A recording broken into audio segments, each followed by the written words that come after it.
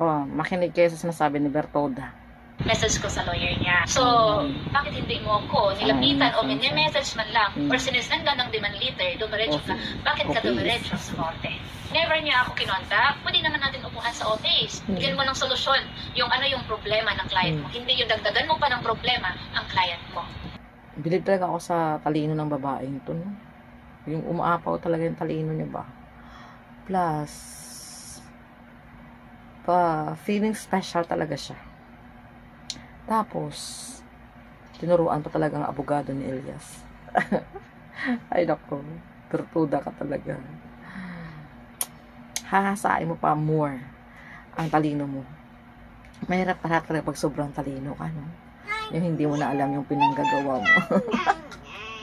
Na alam mo kasi, ikaw laging tama sa lahat ng oras. Ay nako, tama na yan, Bertoda.